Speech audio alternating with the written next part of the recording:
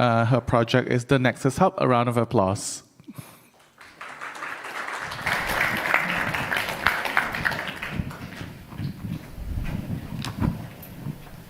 Hi, I am Zainab Bukas, and I will be presenting my project, the Nexus Hub, which believes in the fact that cities should be measured not by their skylines or their road width, but the space they give to the residents. And it is situated in Islamabad's Blue area. It is situated in Islamabad's Blue area, where commerce and traffic are expanding upwards and outwards, but the people are left fighting for inches of space.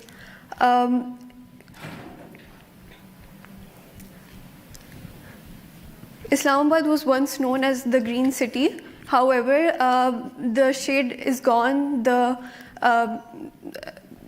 The shade is gone, and as a student, I feel this loss deeply because it was a place of tranquility where nature softened the pace of life. However, due to urbanization, the greenery is being removed, and this transformation is not accidental. Urbanization has always prioritized vehicles over people, and this car-centric approach has fueled congestion, fragmented communities, and worsened the urban heat island effect. The more we're building for vehicles, the more we're losing the space that makes a city alive. So Islamabad was not a city which grew organically, but it was planned and designed by a Greek architect as a Dynapolis. So it lacked a conventional city center, and the Blue business and commercial district was supposed to act as the city center. However, the roads stretched, and the communities which were there, they started to shrink and became isolated islands. And the privileged people would live in the planned sectors, whereas the underprivileged would be in the gaps. And this is the site itself. We have a major road in the middle and business and commercial on the sides, which are further connected with secondary roads. Today, the commercial district, which you can see over here, it is squeezed between two 300 feet wide roads, and this is only 170 feet. So this is a commercial district which is meant to serve and invite people. However, it has 600 feet of roads and only 12 feet for the pedestrians themselves. The shopkeepers and the office workers park directly in front of their buildings. However, despite all of these problems, the street is full of life. It is visible in the chai dhabas, the vendors selling fruit, the chairs on the sidewalks, where office workers gather for breaks. The space is activated due to this variety of people sort of all bleeding into this blue area. However, moving through these spaces feels like an obstacle course. Cars are parked halfway onto the sidewalks, motorcycles are fitted into the tight spaces, the planters are blocking the sidewalk, and you're constantly being forced onto the road rather than walking on the sidewalk. And all of these vendors are working inches away from all of this traffic and risking their lives during this. And on the other side, we have towering offices offering detached, privileged and a secure world, which is not just distant but unattainable by the people on the other side due to the lack of any pedestrian infrastructure to cross the road even.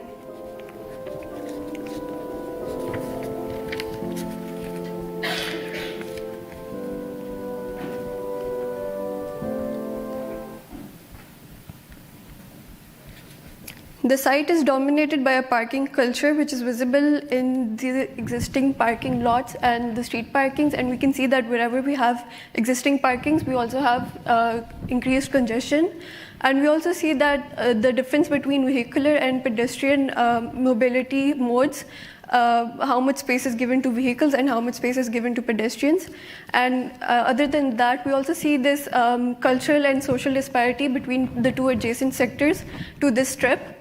Where on the sector on top, F7, we have car-owning residents which move with ease. However, in the lower sector, G7, we have underprivileged people, and they're mostly relying on wagons, on public wagons and public transport, and so they also have some pedestrian bridges as well. So the Nexus Hub proposes a fundamental shift. Instead of separating these people horizontally into disconnected classes, it layers mobility vertically, giving space back to the people. So the vehicles are recessed underground, the public transport is raised, and the ground floor is opened up for the pedestrians.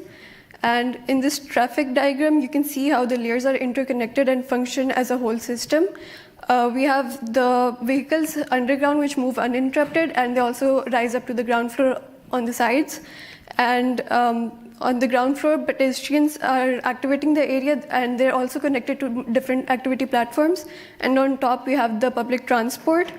And all of these are connected through vertical modal interchange facilities, where people can shift the modes of transport with ease. So anyone going on public transport can easily take these and come down to the vehicular section maybe and land at the pick and drop point. This is the mobility layering. We have the vehicular roads underground. Then we have the nodes, which are generated through offices, markets, and restaurants, which generate footfall, and they're interconnected, which enclose platforms for the on-site activities, which we saw in the video. And then we have the public transport going through the top. And in this street mobility plan, we can see how the mobility integrates seamlessly. We have the pedestrians, the metro, the activity platforms, plantation, and shuttles stitched into one living urban fabric where movement is no longer fragmented. At an architectural level, this is anchored by the social crack, a spatial rupture that splits the building open, allowing for natural pedestrian flow. Where we had rigid mass separating the people, acting as a barrier, it now acts as a porous building. The form of the building is influenced by micromobility routes, so within and around the site. It starts off by extruding the mass and providing splits and cracks for access, primary access and secondary access. It also removes the ground floor from one side and opens up to the context, and in the voids, vertical circulation is placed.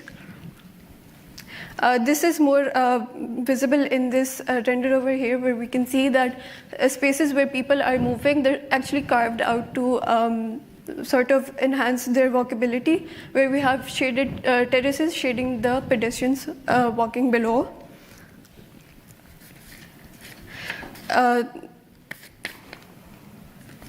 We then have the master plan, which shows how the building sits in context, rather than these surrounding buildings which act to sort of separate both sides. It actually acts to sort of stitch together both sides and provide a pathway where people can walk through.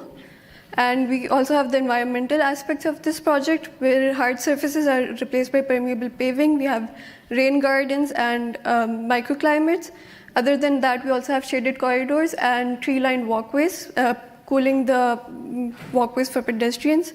And we have shuttle systems, which goes around in a loop.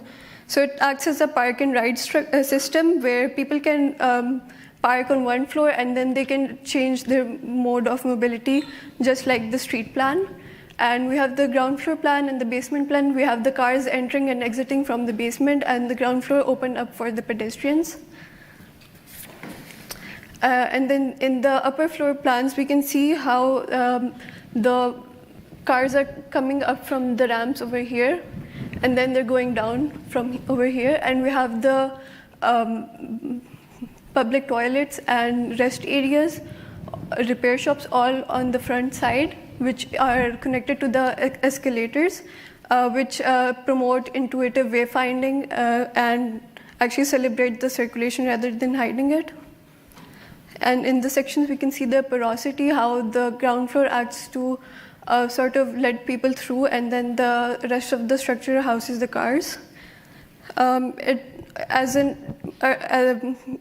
an urban lens, it becomes a scalable model for car-dominated corridors, which achieves global shared goals of emission reduction, enhanced livability, and reduced social disparity while still being rooted in Islamabad's culture. And socially, it bridges the divide. where the once invisible vendors with no dignified platforms now have their own spaces. Office workers, students, visitors, and vendors all meet freely across shaded steps or markets or activity platforms. And the informal economy is not erased but recognized, formalized, and integrated into the city's daily life. And this is a reclaiming of not just space but opportunity, belonging, and dignity. And ultimately, this asks us to question if we will continue designing for machines or the people.